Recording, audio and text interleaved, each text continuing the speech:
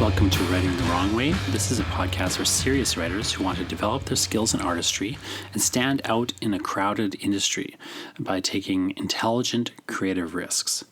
I'm your host, Jonathan Ball. I hold a PhD in literature. I'm the author of numerous books, and I take a very analytical approach to art making, emphasizing both efficiency and experimentation. Please consider doing me a favor and pre-ordering my new book from Coach House Books, The National Gallery. It contains sonnets for Leatherface from the Texas Chainsaw Massacre, elegies in the manner of Rilke but for a dead iPhone, and other strange missives from yours truly, the Poet Laureate of Hell. So go to thenationalgallery.ca for more information. That's thenationalgallery.ca. Thanks. So I'm here with Martine Friesen of the Manitoba Arts Council. I was wondering if you could talk just a little about what you see as unique about Canadian funding, maybe arts funding, and like what role it has, and then maybe a bit more specifically about the Manitoba Arts Council. Sure. And yourself. Yeah, sure. I'm just going to take a sip of tea because I know it's a bunch of things to throw, but just broadly speaking, like how do you and the Manitoba Arts Council fit into a writer's life? Yeah, absolutely. Well, I think we're very lucky in Canada and in Manitoba in particular to have that professional artists have access to funding to create work and to share work with the public. I think it's very important to a healthy democracy to have arm's length funding of the arts, which is what we have at the Manitoba Arts Council. So I'm not a government employee. We get our funding from the provincial government, but we are allowed to allocate that funding as per our peer assessment process, which we're going to talk about later, I know, Jonathan. But we have we at the Manitoba Arts Council, we believe that it's really important as a healthy democracy to have artistic voice and activity supported, because it's an important part of a healthy society. And then one of the other big questions I often run into when I talk to people about arts funding is what even is an artist? Like, who's eligible for these funds? Right. What is a professional artist? Yeah. Because people sometimes see the phrase professional artist and they think, well, I can't apply unless I'm a full-time artist, or I can't apply unless I'm making $6,000 a year as an artist. Like, sometimes people have a confusion around what constitutes a professional artist. Definitely. We get that question a lot. It's one of the things that we probably deal with the most. So I'm a program consultant at the Manitoba Arts Council. There's 14 staff members working at the Arts Council, and there's 5 program consultants. And we're sort of the front line in terms of dealing with artists and arts organizations. So the Manitoba Arts Council funds professional arts organizations, professional arts groups, and professional artists. And how we define professional, it's pretty hard to make a living as a professional artist. I think there's very few artists across the country that are full-time artists making a decent living at it. We recognize that most artists have to have other jobs. Of course, we fund artists in all disciplines, from dance, music, performing arts, the literary arts, the visual and the media arts, and craft arts. So in the literary arts, how we would define a professional artist is someone who has been, we fund literary arts, literary writing in various genres. And in order to be deemed even as an emerging professional artist, you have to have some professional publication in a literary milieu. So for instance, if you've had articles in the paper, that's not considered a literary milieu. So you can have a short story published, say, in a literary periodical, or 3 poems published in a poetry magazine that can be online. You have to be compensated at some industry standard rate. So that essentially is the way we define professionalism, is that you've worked in a professional milieu. So if in literary arts, again, you've been published, not self-published. We don't recognize self-publication, and you've been paid. And sometimes when I apply to media arts funds or to do directing and things like that, I sometimes the phrase that they'll use is professional context. Like, the work has to have been shown in a professional context. I find that sometimes that's what it boils down to, in a sense. Like, are you working as a professional? in the sense of like you're actively doing things, you're publishing work, as you say, you're putting your work out in some sort of professional capacity, as opposed to say there's some benchmark you have to have, published this thing or that thing or this place or that place. Like, No. it's often more about the context and like Exactly. the rate, how do you compare it to a person who's not Yeah. engaged professionally? Well- It can be a bit fuzzy, is Yep. the point. Yeah, for sure. And we also, some of the language you use a lot in our online information is, are you recognized by your peers as a professional? If you're just, for instance, if you're in a theater troupe and it's just all you and your friends and you put together a show at the Fringe, that doesn't necessarily make you professional. But if you were all professional actors that have worked in other theaters where you've been hired and paid, you're working with a professional director, well, then all of a sudden that becomes something different. So it's all about kind of who you hang out with or who is distributing your work or sharing your work. And For writers publishing it, I guess. Publishing it. Simplest benchmark, but there could be other benchmarks. So it's the kind of thing where somebody should call you up and ask you, like, you're absolutely, confused, right? and that's a big part of our job as program consultants is to talk to artists. And I think one of the big, you and I talked about misconceptions, and I know we're going to talk about that later. But I think one of the biggest misconceptions is that, I get a lot of people calling me and they'll say, "Hi, can I ask you a question?" It's like, yeah, dude, that's what they pay me for. Please ask me a question. So any of your listeners that are in Manitoba, because we only fund artists that live in Manitoba, please give me a call and ask me a question. Well, I remember when I was young, I started applying for grants. I called up the Manitoba Arts Council. I forget who was working there at the time, but I remember because I'd read the guidelines and I was interested in this for whatever reason. I'd gotten in my head I should apply for a grant, and I remember I did not qualify under the guidelines they had, but I had these other credits that were kind of similar. So I called them up and I asked them, like, I haven't done this, but I've done this. Like, I didn't fit the example I gave, but I had done these other things. And, they said, yeah, well, you're kind of on a borderline, they said. You should just apply and let the jury determine whether you're a professional artist.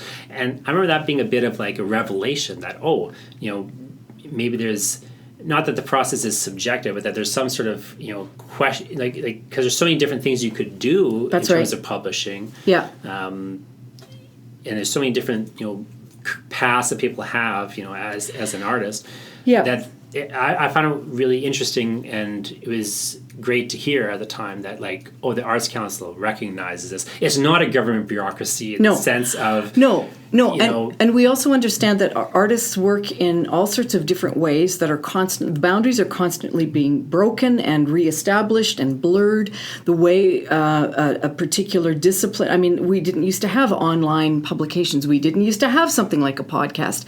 Well, now we recognize that the way people work and the way work is disseminated changes all the time. So our programs and our approach is meant to be flexible. Yes, there are some hard lines. We don't, for instance, fund cookbooks. We don't consider that a literary thing. We're never going to fund a cookbook. But, I shouldn't say that. But, I suppose it could be a literary cookbook, in which case there, might be some examples. But we are flexible, and we do, understand artistic process.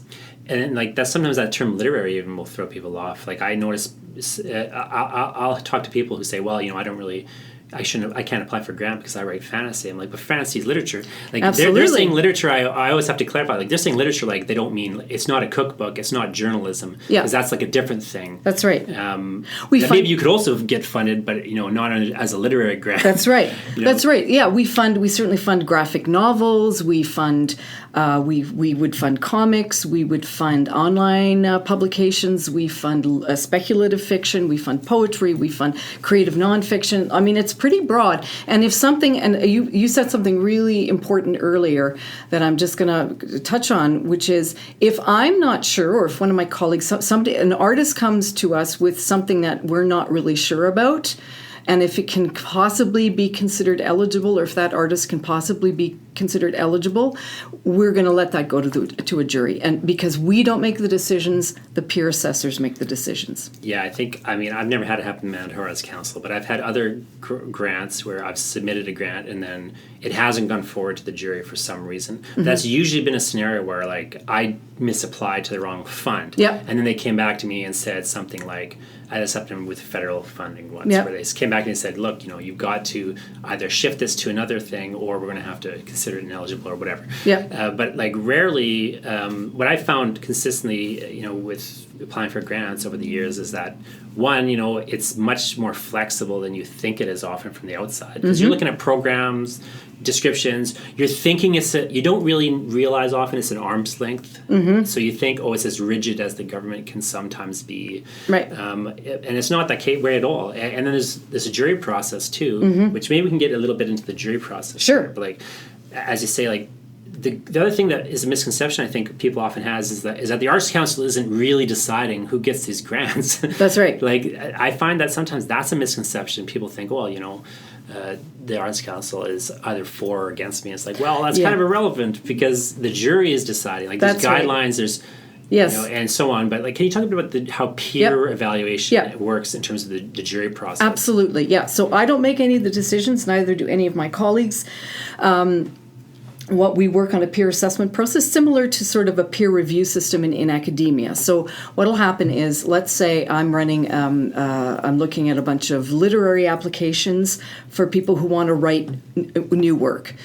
So we fund the creation of new work among some of the other activities that we fund. So all the applications will come in, say the deadline is September 1st. All these applications from writers come in. I'll look at all the applications and I'll make sure that the activity itself is eligible. So no cookbooks. Anything that's ineligible, I'll take out, and that person will have a phone call or be sent a letter.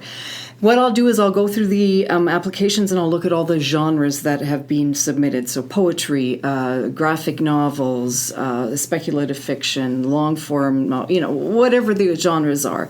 Then I'll look at all the names that are included. So if somebody's working with a particular editor, or if I know somebody's married to somebody, I know those people can't sit on the jury. So once I've gone through all the applications, I will put together a long list. Let's say I want 4 assessors. I'll put together a long list of 20 potential names of people that can assess those applications, people that don't have any conflicts of interest, and people that have the expertise between them to assess that wide variety of genres at the table. That will get sent to management, who will possibly approve my long list, or they might say, oh, you've forgotten that so-and-so is divorcing so-and-so, so I'll have to take them off the list. Once we come to a list of 20-something names that could possibly assess, those people are sent an anonymous email, an email from us saying, this is confidential. Are you interested and available to sit on this jury on this date? These are how many applications you'd be assessing. We get the responses back. And once we get the responses back, sometimes so many people say no, we have to add more lists to the name. So we go through that whole approval process again, send out more emails. Once we get enough people saying yes, then we will pick, based on who has expertise in what, we will put our final list together. They agree to it. We send all the materials to them in advance, and they're expected to come prepared. So they have read all the applications, and we have a scoring rubric.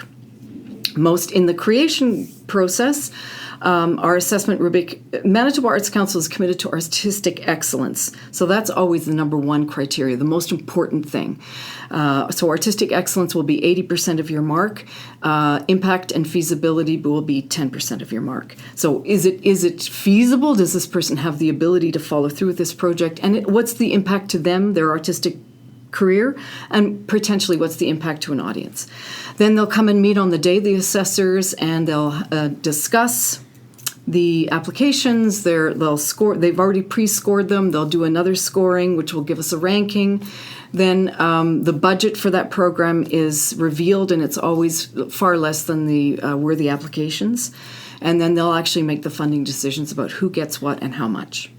And then there's different, so there's a couple things in there that I often see misconceptions around. So one is the rubric scoring. So sometimes I'll talk to people and they'll say like, well, I don't know if I should apply for this project because, it's a different thing than I normally do. And I'll say, well, but then that's going to affect your feasibility. Maybe it's negative in terms of feasibility. Was question perhaps, can you do it? But the impact now is positive. Yeah. So now you just it's about framing that that you understand that in your application materials. Yeah. And I think sometimes people don't understand like how far the framing of their project go in the application materials. Yeah, and it's also part of my job as a program consultant to advise clients on, like, I can read a draft of your application and I can give you some advice about pitfalls to avoid, or is your application clear? I also really think it's really advisable for you to share a draft of your application, not only with a program consultant, but somebody else in your life that you trust. Maybe somebody who's not even in the arts. Is it clear what you want to accomplish? You want to give the assessors a smooth ride. Absolutely no speed bumps. Give them no reason not to fund you. It's really clear what you want to do. It's really clear why it's important to you. It's really clear how and when you're going to do it, and that your budget is reasonable. I would always share my applications with my teenage daughter. Perfect. Because just like, does she understand it? Yeah, that's a great strategy. Yeah, what I'm trying to do, because even though they're professional jury members, as you say, there's sometimes it's different disciplines that are going to come into play. They may or may not know something really specific. If you're putting in a theater grant, say, and you're going to do a devised theater process. Well, maybe they don't all know exactly what that means. And if you could clarify that in very quickly, somebody in the room will know it and they can explain it to the others, but also displaying that you know it. And when before they get into the room, when they're pre-reading, it helps to have that information, say. Yeah. The other thing, just a lot in terms of the jury process, that I sometimes see misconceptions or confusions around is the idea that you can't just come, as you say, somebody can't come to you in advance and get you to look at it. No, or a draft, or even just talk about the idea. Yeah, it's super important, especially if you're a first-time applicant, to come in and have a consultation. Make an appointment to see a program consultant. It's our job. It's the best part of our job when we get to talk to artists. I advise people to consult before. It doesn't matter how established you are. Keep on just making a phone call and just get to know the program consultant or the officers that are working in your discipline at the different arts councils. Get to know them, use them as a resource, because you may not get your first or second or third grant. You're not going to get every grant you apply for. You might not get your first, but keep trying. And it's a skill like anything else that can be learned. So good grant writing, you can be a great artist and not know how to write a great grant application. But the good news is you can learn how to do that, and that's part of my job to help you. And the other thing that comes into play there is there's other factors going into it. It is a competition in the sense that you're eventually going to be, the funding is going to run out. That's right. That's right. You're always going to have a situation where there's going to be certain things the jury decides, we shouldn't fund this. And there's other things they're going to decide, we should fund this. And then they maybe are getting ranked by score or whatever. Yeah. And then at a certain point, the money runs out. And so what people get, people sometimes don't realize, what the rejection means. And sometimes it's, because if I remember right, the Manitoba Arts Council has 2 letters, and one of them indicates that the funding ran out, and one of them indicates, the jury didn't recommend. Well, now, I don't remember what your letters look like right now, but but that's often, people sometimes don't realize that. I sometimes will get my friends saying, I guess they didn't like my project. And I'll look at their letter and go, no, actually this letter literally means they did agree to fund your project, but then the money ran out. That's right. Yeah. We've made a lot of changes to the Arts Council, which we could talk about, in a bit. But one of the changes that we've made is, there's 3 potential outcomes for your application. You can be awarded, you can be declined with merit, and then you can just be declined. And awarded means obviously you were awarded. Declined with merit means, just as you said, the jury found your project worthy of funding, but the money money ran out, and then a decline is just your project was declined. And one of the best changes that we've made in this process is we now have feedback. So if you aren't awarded a grant, phone the program consultant and say, do you have any feedback for me? Is there something that you can tell me to make my application better? And so we are giving feedback over the phone. And that's just the best thing. Like, don't think you can't do that. And sometimes it's a small thing that you can change that will have a huge impact. Oh yeah, and even if the project is completely declined, the jury decided not to fund it, it doesn't necessarily mean that the project is a bad project either. Like, it could just be, again, it was too competitive, or it could just be that something about your presentation of the project is confusing, or there's some concern around it, or whatever. Say the grant, they don't know how to write a grant necessarily. What I hear a lot, what me and my colleagues hear a lot, is a assessment jury saying, you know what, this is not this person isn't ready to get this grant. Tell them to come back. Tell them to get further along in the process or in their thinking. Mm-hmm. It's a cool idea, but it's not ready to be funded yet. And sometimes that can actually be a gift, because if you did get that grant and you weren't far enough along in the process, then you can be sort of a bit lost. So that's why it's important to make that follow-up with the consultant. And sometimes it can be a simple matter of your sample, your support materials don't necessarily show that you can do it in some way. Like, so, I'm recently put in 2 different grants at Manitoba Arts Council. So when I got a grant, and I'm working on that project now. The other one I had declined. And then when I was talking to you about it, you indicated, one of the problems with that, particular grant that was declined was, I was proposing to do a graphic novel. Mm-hmm. I had sent some artwork in, and I had sent some script samples in, but it would have been better to send pages. That's right. Even if I just took the text and put it on top of the artwork, it would have at least looked like a comic page, and more clearly displayed how that might work. Mm-hmm. Which is a great piece of feedback, something I should have thought of myself, right? But I didn't. And I've been applying for grants for probably 15 years and gotten quite a few grants, and I still didn't think something so simple as that. Yeah, exactly. Yeah. Mm-hmm. So can we talk about some of the programs? Yeah, so if I was an artist, I'm going to apply to get a grant, I realized I qualify and so on. How do I figure out what to apply for? Well, we've recently moved from paper applications to an online application system. So even before you can apply, everything is done online through our online application system. So you have to submit a profile for approval. So you will find out at that point whether you're eligible or not. If you're eligible to apply for a grant and your profile is approved, then all the programs that you are eligible to apply for show up in your homepage with the next deadline. So for most writers, because that's who your audience is, they're going to be able to. They're going to see that they're eligible to apply to the CREATE program, which is for the creation or the development of new work. They're going to be eligible to apply to the PRESENT program and the Artists and Communities program. So that's for sharing work. The PRESENT program is for people who are publishing work. So you have to be a publisher. You have to have a history of professional publication. But so if you are a small independent publisher that's not receiving operating funding, you can apply to publish work. The Artists and Communities program is for artists and communities that face barriers to access. So if you are a writer that's living in a remote northern community, or if you are a writer that is living with a disability, and you want to work on a community project, you can apply to the Artists and Communities program. But the main programs that you as a writer are going to come to is CREATE, to create new work. And that could be various versions, various drafts of the work. Then in our Learn stream, we have 2 programs that most writers come to. The Travel Professional Development Grant, which is kind of self-explanatory. If you want to do a writing workshop at Sage Creek or something, then you can apply to the Travel PD program. $1,000 maximum ask, and you can apply for your travel and conference fees or accommodation.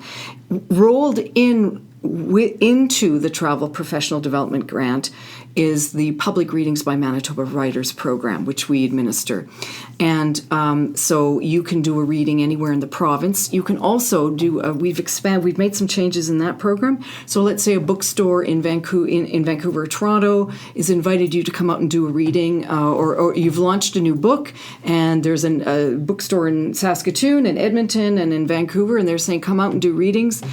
You can apply to for $1,000 maximum to offset your reading fee, which for a full reading fee is $300. If it's a shared reading with other writers, it's $150. But you can also include flights, accommodation, per diems. Again, it's a $1,000 ask. But if you combine that with other asks, if you live in Winnipeg, for instance, you can also apply to the Winnipeg Arts Council. So that's a really, really great grant. And that has a deadline every 6 weeks, so we're quite flexible and responsive to need. And then the other program I really wanted to talk about, which is a great program for writers to consider, is our residencies program. And we have 3 residency options. 2 site-specific residencies in Manitoba. One is the Riding Mountain artist residency in Riding Mountain National Park. That allows artists of all disciplines, including writers, to spend time in a cabin, the Deep Bay cabin in Riding Mountain National Park, to do some writing. So you get a bit of a stipend. It's very small, but mainly you get time in this gorgeous heritage log cabin right on the lake in beautiful Riding Mountain Park. And all you have to do is a sort of very casual presentation to the public. The other site-specific residence we have is in Churchill, Manitoba. It's a partnership with the Churchill Northern Studies Centre, which is outside of Churchill. If your writing is connected to northern themes or scientific themes of some kind, so again, this is open to artists of all disciplines. You can go up to the Northern Studies Centre. You get room and board at the Studies Centre. You get the opportunity to mingle and engage with scientists, and you do a little presentation to the community. Then the third residency option is, we're really excited by this change. Artists, it's a self-directed residency option. You can go anywhere in the world. So if there is, like, you can go to Banff, for instance. So these are for opportunities that are a little bit longer than might be supported through the Travel Professional Development Grant. So if there's a 6-month writing retreat in Mexico or anywhere in the world, you can apply to go there. If there is a group of writers or a writer in particular or a school of writing that you're very influenced by, and you want to go hang out, it doesn't have to be a structure and a building and a program that exists. So I'll give an example from a different discipline. So if you're a musician and there's a producer whose work is really influential to you, there's nobody doing this in Winnipeg. You really need to go to LA. So you make contact with that producer and say, hey, I really want to do a mentorship with you. Or are you into that? Here's some samples of my work. The producer writes back and says, yeah, come on down. You can come from January to March. I'm free. And we could work on this, this, and this, and you could do some studio time, and you work out a work plan.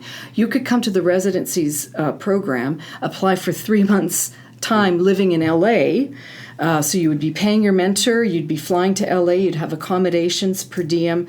That has a $10,000 grant maximum. Well, so that's allowing artists. We used to have sort of very specific residencies connected to very specific institutions, and we just got rid of all of that and just said, let's let the artists decide what they want to do and where they want to go. So it can be very structured, like going to Banff, or it can be like going to LA and working with that producer. Oh, wow, that's really interesting. Isn't that fantastic? I'm super excited about that. And I'd love to see writers taking advantage of that.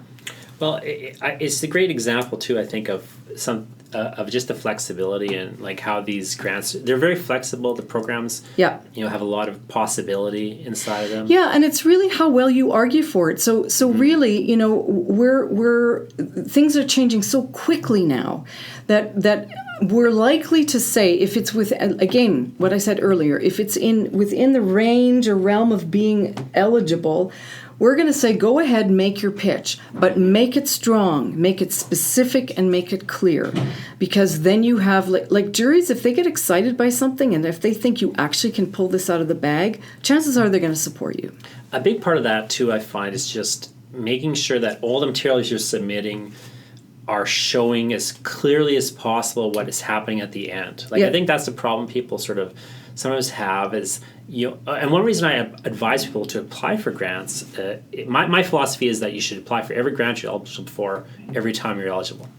Absolutely, why not? I think like the worst case scenario is that you don't get a grant, but you've clarified your thinking on the project, and you've given yourself a deadline to create like a certain amount of material. That's a great point. Yeah, I find that so often that just the process of applying for the grant really helps to.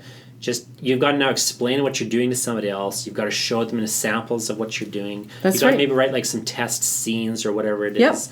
And it just really helps you figure out what you're doing. And because part of the process I think is just like imagining ahead to when the thing is done. Let's say if you're trying to write a book, let's say, you're imagining ahead to like when the book is written and it's printed and it's in your hands.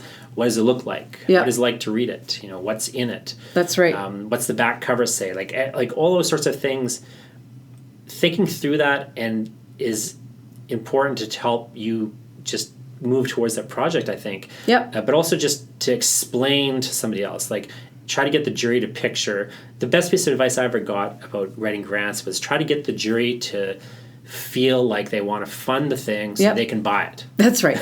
That's right. That's exactly right. Sure. I've had lots of juries say, I can't wait. Well, I couldn't. I was so devastated when the support material ended. I want to read this book. And when you have assessors from all different backgrounds sitting around the table that are all saying that, that project's going to get funded. Yeah, and I've seen, I've been on some juries as well, and so one of the things I've seen a lot in general is people have a misconception that they have to be more established than they often need to be. And then the other thing that I think sometimes people don't quite realize is that somebody who isn't quite as established but has a really compelling project can sometimes be edging over and scoring higher than a very established person. Like I've seen people who've won massive national awards kind of losing out to people who've barely done much of anything, but they have done some good stuff, and they've got this new thing that sounds really cool. Absolutely. And I think that's actually a really good point you made, because that is a misconception that we come across a lot. And I've been working here for 11 years, and I have never done a jury where it's only been established artists that have got the grants.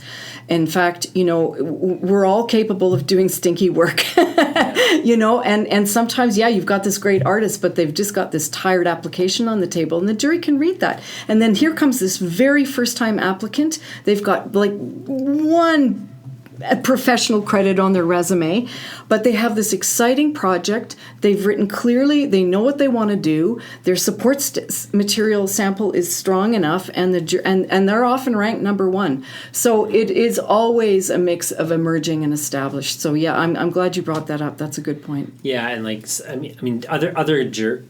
other grants organizations will sometimes sequester them apart a bit more. Like one of the problems I had, not with the Manitoba Arts Council, with the federal government at one point, was I published very fast. Like I ended up publishing 5 books in 4 years. Holy! And so what happened really fast was I moved really quickly to being the top tier of the established artists. Right. But I wasn't I'd only been publishing for 3-4 years.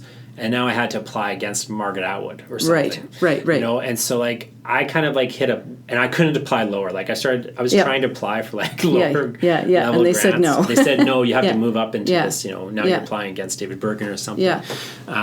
So I had that was a bit of an issue for me at one point. I used to say I was the victim of my small success. But then I just kept doing it, and I started getting grants again. But it became very much about what I realized was if I just can clarify as cleanly as possible what the project is and how it's different and whatever, then that'll work. And as I say, nothing's guaranteed, but you do kind of learn as you apply more and more, how to convey what you're doing to somebody else. Because I find so often the problem is, you don't know what you're doing yourself. Yeah, that's right. So you don't know how to explain it to somebody else. And so doing the grant process and getting a head start on it, and like starting early, like a month or two early. That's a really good point. Don't wait till the last minute. And here's another thing.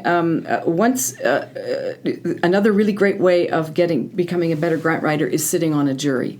Yeah. So how do you get to sit on our jury? Well, create a profile on our online application system as an individual artist. Once you're able to apply for grants, you're automatically eligible to be considered as a juror. We also bring jurors from out of province, but if you ever get that email from us saying, "Are you interested and available to sit on the jury?" If you possibly can, say yes, because you'll get such a great insight into the process and into the integrity that people bring to the process and how difficult the decisions are made. People don't blithely, once people find out how little money there is in the budget, or how the money is not going to stretch as far as they want it to stretch. There's a lot of heartfelt thought taken into those moments and into those decisions, and you have to sit with those jurors until they come to a point where they can leave the room and feel okay. Because it's hard, because they know what that means, because someone's going to get a letter that's not a happy letter, Can you also talk a bit about staging projects? Because one of the things that I think trips a lot of people up is there's always a statement to the effect that, you're only going to be funding work that has not yet been completed. And yet, they're asking for a sample. So I think that people get tripped up about that, and they get a little confused about the concept of staging a project, and what's feasible to apply for. So like if somebody, say for example, is applying to write a book, I think sometimes they have in their head, I got to write this book, and that's like the one stage of the project. But often it's there's different stages of that project. Absolutely. And you need to kind of figure out where you are at and what you're applying for. And so I just wonder if you could talk a little bit about if somebody has a large project, doing a book, or even doing like a series of books, or some sort of like very large thing. Maybe it's a book that has some sort of media component or with a website component or something. How do you I know every project is different. What are some just general tips in terms of thinking through how to break a project down into stages? Sure. Well, first of all, it's okay for you to apply for a project that you haven't done any work on, but you have a fulsome idea, and you have your elevator pitch. You know what the idea is. You know what you want it to look like, with the understanding that the artistic process sometimes is a long, meandering one, and sometimes you don't end up in that place that you envisioned at the beginning. That's part of the magic of the process. And the Manitoba Arts Council understands that, and so do the peer assessors. So if you come to, you can come with a very first project, you don't have any work on it done, as long as you have support material, samples of your work, previous work that can establish your credibility as an artist, the expertise of your writing, or that's totally fine. It's not samples from the work that you're requesting funding for, but you have previous samples of your work. You talk clearly about what you want to accomplish, and that's that. You can come for a second phase, so you've got the first draft written. It's a rough draft. Now you want to finish it. You want to get it ready to send to a publisher. So that's a second draft, in which case you would be submitting samples from that first draft. And I always recommend that people, talk about, well, as you can see, the characters need developing, and this is what I want to work on specifically. I need to work on, the last half of the book or whatever. If you have a very large project, sometimes, as you pointed out, people get tripped up because it's so large and it's all sprawling, and the jury says, well, this is such a cool project, but I didn't know what part of it they were going to work on and what are they talking about. So I always recommend being as specific as possible. So apply for a component of that. So, yes, there is this, there's going to be illustrations, or we're going to work on, this part. So this is what the whole project is, but I am requesting this much money to support this phase of the creation. Make it specific. If you want to apply for the kitchen sink and everything else, that's fine, but be really, really specific in your timeline, how you are going to accomplish that. You can do it, but you do have to stage it. You do have to be very specific. That's where feasibility comes into play. Can you actually do it? Have you given yourself enough timeline? Do you have previous experience working in this kind of way? If not, maybe you need to bring in a consultant or if you're a playwright, a dramaturg, or if you're a writer and editor, an outside eye to help you. Are you working with someone to give you some advice, feedback, to guide you in the process? And then what would you suggest in terms of people who are, maybe they're doing very large projects and they are thinking their budget, is bigger than the maximum. So maybe they're going to be trying to apply to multiple grants organizations. Like, now how is that how do you advise somebody reflect that in, say, their budget, or should they still be thinking in terms of stages? Like, what can I do if I get this grant and not these other ones? Like, what's the best way to maybe frame like a very large project where, say, they... Well, with a very large project... Like, writers don't often have that scenario. No, sometimes. They don't. But if you did, you would definitely want to be showing other sources of revenue in your budget. That makes your application stronger. I mean, if you're just writing... as if writing a manuscript of poetry is a simple thing. But let's say that's your project. You're applying for 12 months of funding, and so it's okay to have the Manitoba Arts Council be your only funding source. But if you're doing a travel PD and you're going to Berlin to take a 1 week, some kind of writing course, you're going to want to show that you have other sources of revenue, because it's expensive to travel to Europe. It's expensive to stay there. So I would definitely recommend that you have other sources of revenue. In our budget, we have a budget template in our online application system that allows you to indicate those other sources of revenue and whether they are pending or confirmed. We don't have a requirement that you speak about, well, if I don't get this funding, I'll do that. This is my plan A, this is my plan B, but it's not a bad scenario. Certainly, I would recommend that what you're asking for MAC, the amount that you're asking for MAC from MAC is something that you can accomplish regardless of whether you get the other funding or not. Yeah, I also find that sometimes people overcomplicate their budget. They'll think like, I need money to photocopy. Yeah. It's like, well, maybe. Yeah, exactly. But really, you need money to live.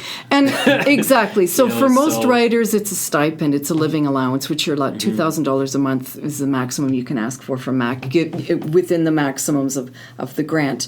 But those kind of big project and those budget questions, that's something that you should really talk to a consultant about, because it's kind of hard to talk about it in a theoretical way without specifics. So that's a good way to approach a consultant. And especially talking about how could you break it maybe apart into components. That's right. I could do this stage, then I could maybe do this stage later, and so that's on. right. Because it certainly is. Again, the feasibility starts to come into play. Like, is it feasible that this person could do this thing? Yeah. And what if they get, they don't get all this other funding? Do they have anything to show for it at the end? Yeah, that's right. I think sometimes that's like something that people haven't thought as fully through. Yeah. Because they're sort of thinking of this project as like an all or nothing thing, but usually it's not. That's right. That's right. Yeah. If they don't get, like if you've got a first draft. Well, later on you could make a final draft. That's you don't necessarily have to make a final draft tomorrow. That's right. I think sometimes people don't think through that stuff as much. And to say, talking to program consultants, I found in the past really helpful for me, just to kind of clarify my thinking in terms of the feasibility of the project and like how to simplify the project, and get like a core thing figured out. In software, they have a concept called the minimum viable project. And I think sometimes it helps to think in terms of that. Like, what do you need to actually do it? Yeah. And then on top of that, you could scaffold all these other things. Yeah, that's right. Bare minimum, you could, like, here's what I would need to do it. Yeah, that's right. And then, like, if I get this other stuff, I could do this, I could amp it up in this way, or have this other stage, or have, like, my cool media side component or whatever. Yeah.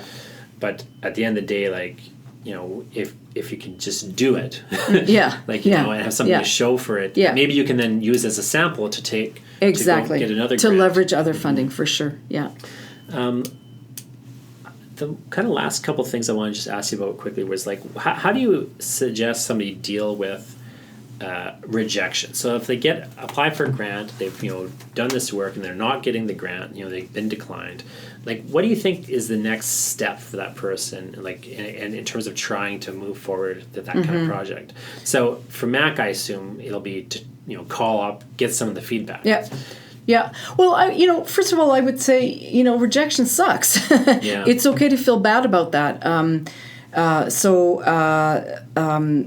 I would take it a step backward and say, when you submit your grant, remember that it's a competition and you may not get it.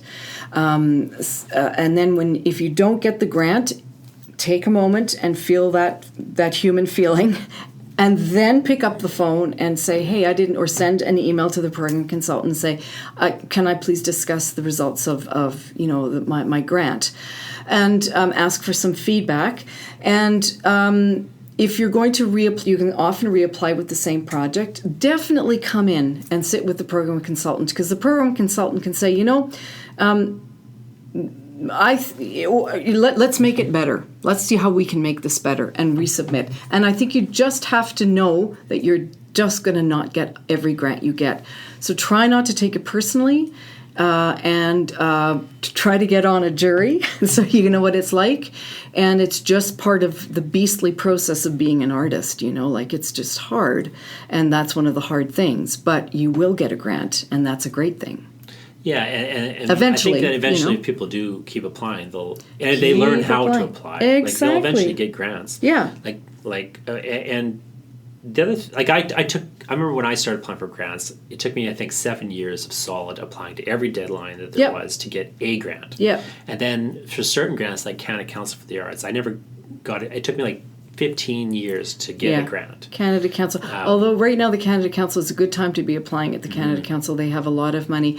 The other thing I was going to say is that, you know, there's so many factors that go into a decision. Each jury is different because it's a different group of peer assessors making the decision, and it's a different group of applications on the table. So literally they are like snowflakes. It's never going to be the same. And sometimes there are those sort of like just ephemeral things that, you know, like, there happened to be 5 graphic novel projects on the table. And if yours was the only one, it might have risen more to the top. But because there happened to be 5 that time, you know, like, just so many things that normally I would have said this my inner voice, because I do have an opinion, even though I have no voice at the peer assessment table. I purely facilitate it. But of course I'm a human being. I have my opinions. So I'll read those applications and I think, oh man, this is so going to get funded. And then it doesn't, you know, so for various reasons that I also understand, because I'm sitting in that jury, but there's so many things that go into that decision, and it doesn't mean that your project isn't worthwhile. Well, when I finally did get my Canada Council grant, I broke through it. I had gotten a project rejected. I looked at the application and I thought, no, it's fine. And I submitted it again without changing it. And then I got it accepted. There you go. Perfect example. It was, you know... But you took the time to look at it objectively to see, no, you know, you did that sort of self-analysis, which I think is also key. Don't just assume that there isn't something that you can make better, in that case, there wasn't. Exactly. But there are other ones where, you know, I had do some massive changes, you know, and it paid off or didn't pay off, or whatever. What the flip side of that is, like, how should an artist deal with acceptance? Like, what do you consider?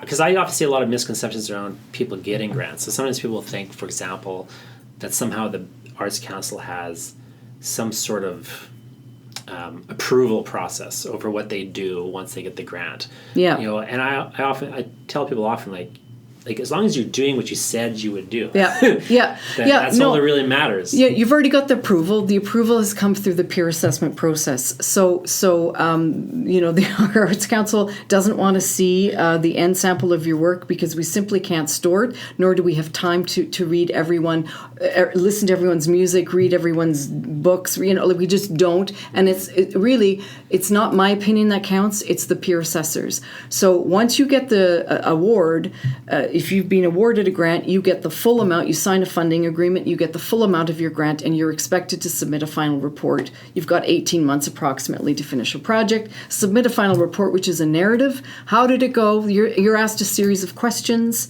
Submit a final budget, and that's it. So no, there is no. You've already jumped through that hoop. Yeah, I mean, I remember the first time I did a report, I was surprised. Like, I literally just wrote a one-page letter. Yeah. Said, hey, here's what I did. Thanks. Here's my budget. It's the same as before, but I filled out the actuals instead of the projected. Exactly. And that was it. Like, hoops were all jumped through. It was done. We with our online system, our final report is a little different. It's not just sort of an open narrative. There are some yes/no questions that we ask. There's a bit of narrative area, but essentially it's the same thing. It's not a big deal. But it wasn't like I submitted the manuscript. No. They read it. They told me whether it was any good. No. Like, I think sometimes people think there's all these weird strings attached. No. But you've gone, as I say, you've already leaped through the hoops. That's right. For the most part. That's Unless you're doing something like, well, instead of it's a novel, now it's a bunch of songs. Like, a weird scenario where you're changing it. Yes. And even if you want to change it, like, you just need to get approval for that. That's right. You need if something's changing drastically.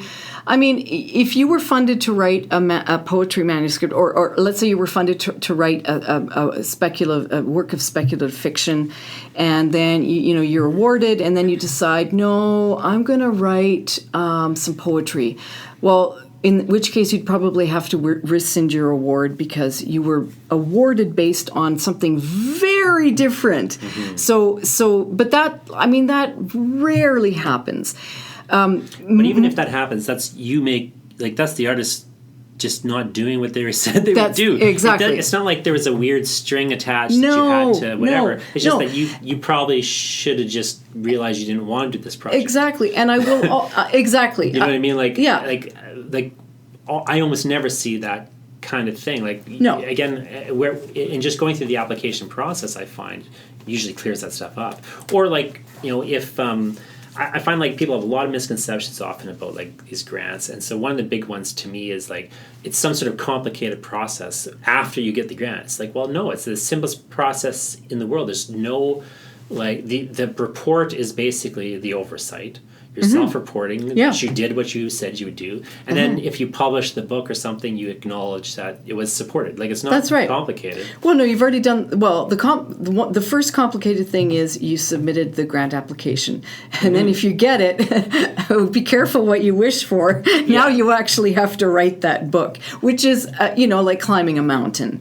And so go for it. We're thrilled. We want to see artistic activity happening, and then every once in a while you'll get a final report, and they'll say, you know what, I wrote for 7 months, and I finally discovered that I can't actually write this book right now, or I can't.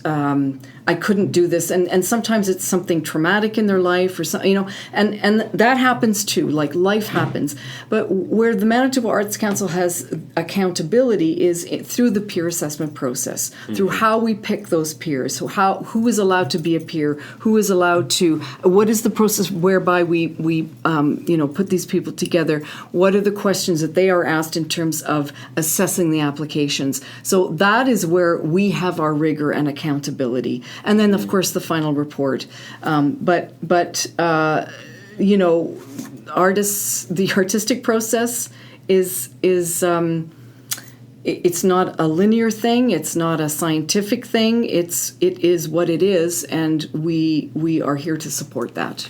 Yeah, and I've found over the years, like, whatever Arts Council I've dealt with, like, but especially with Manitoba Arts Council, like, I found it's just they very much understand the process. It's very much about vetting these applications. It's not about attaching a bunch of strings to anything, or like No. trying to complicate the matter, or holding you, like it's very, very clean and arm's length, as you say. Well, and also many of us have been artists in the past. Most of us on staff have had an artistic practice, of one kind or another. So we completely, it's really a requirement of the job. So we do understand, when we talk to artists. Well, I really appreciate you talking to me. I just wondering if you have any kind of last words for people who are considering grants, thinking of applying for grants, or what is the next step for most people? Well, I would say create the profile. Create the profile. Talk to a consultant, but also do your research. Like read a lot of the questions that people have are information that's readily available on our website. Read through all of that, and don't be afraid to come on down and have a consultation, because so many of your questions are going to be answered, so many of your fears are going to be alleviated, and if you are serious about being a professional artist, you really should be applying for grants. That is part of your job. I find, specifically with Manitoba Arts Council, that online system is really great, because it lets you just put, like, if you're in a part of the application, you don't understand something, you can literally just leave a note there. That's right. And you can come and answer the note. That's right. It's such a easy system to get feedback and to get your questions answered. You don't even have to call, although of course you could. Yeah, but sometimes people don't want to do that, and they just they're for whatever reason, and that's totally fine. You can literally just leave a question in the application right beside the thing you have a question about. Yeah. And then next time you sign in, maybe somebody's answered that question. That's right. Very clean, very interesting. But just go back to something you just said. I think that's the attitude that's has served me well personally, has been the attitude that it's just part of the job. That's right. If this is my job, I'm going to treat it like my job. Whether I'm, the thing that has saved me personally over the years, a lot of grief, is just before I was making any money doing anything, I just thought, my job is to do this. I got to take it seriously. Part of my job is to apply for grants, if I'm eligible for grants, and to learn about grants, and so on. And so I always every time I apply for a grant, there's a little data collection section where it's optional whether you fill this in, but it has your data collection, who's applying, are they, what's their background, what's their age range and stuff. And one of the questions that I think is still there, it used to be there anyway, is how did you hear about this grant, right? Or about the Manitoba Arts Council, about these programs. And I always would put in, because I'm a professional. It's my job. It's my job to know about these grants. And just there's parts of your job that aren't your favorite. Let's be honest. Applying for grants is never going to be everyone's favorite gig, but it is something that you can do. And you said something earlier that I thought was so insightful, which is that the process of applying for a grant can really help you clarify what your project is and your thinking around the project, because you have to, in a very short amount of space, articulate that to a group of strangers. So, and I think that's super valuable. And the reward, it's not that much pain, and the reward can be so great. You can be not have to work for a few months and be able to really dedicate your time to your craft, right? Which is the whole point of it. So it's just good practice to be applying for grants. Yeah, I've literally applied for a grant, to write a book, gotten the money.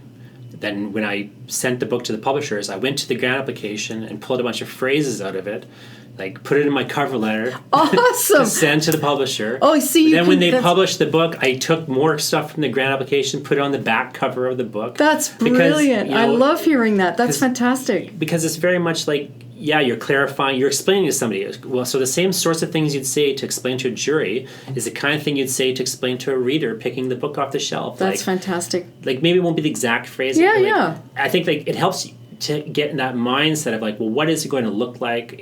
I found it to be an invaluable process personally. And even just I've done grant applications in the past where, say I was applying to do, I got money a little while ago for the Manitoba Arts Council to do a short story collection. Right, yeah. Which is going to come out fall 2020. Oh, congratulations. Excellent. So I got it published by them. Oh, one of the parts of that process was I had to go through and I wrote a little description of every story that I was going to write in the application. And so that literally, became like my little outline or my map of, how I was going to write the book. And then, I sent that, I retooled that application as a synopsis to send out with the manuscript, and it really helped in so many ways. Yeah. That's fantastic to hear. I love that. That's a great story. But that's synthesis, I think. Yeah. I think people need to think more about grants as having, it's part of your creative process is to be clarifying your ideas and getting like your stuff mapped out. Because the worst thing that can happen, is you don't get a grant, but now what you're doing. Yeah, exactly. You have a plan. Like you minimally have a plan now. Yeah, that's right. And then you didn't get any money to support your plan. Yeah. But next time you might. And you also have the workings of a first draft of your next application. Exactly. Yeah, and that's the other thing people sometimes don't think through is like, well, it's not a waste of time if you don't get this grant. Look, well, you've done work on your project by doing the grant application, and also you can resubmit that grant. There's rare instances where you can't. Yeah. Like it was never eligible for any grant. Yeah, it's very rare that you very rare. Yeah. Or like sometimes there's limits, like Canada Council, you can't submit twice within this same period. Yeah, we don't have that limit. Yeah, you got rid of that, and it's. Even that is like you just wait a little longer then to reapply. So yeah. Well, thanks very much for talking to me. I really appreciate it. And if you're listening to this and you go to Manitoba Arts Council, it's a website. If you just literally Google Manitoba Arts Council, you'll pull up their website. But I'll also link to it and to a bunch of these program pages on jonathanball.com/grants. Thanks very much, Martine. Thank you. And everyone listening, apply for some grants, write some proposals, and keep writing the wrong way.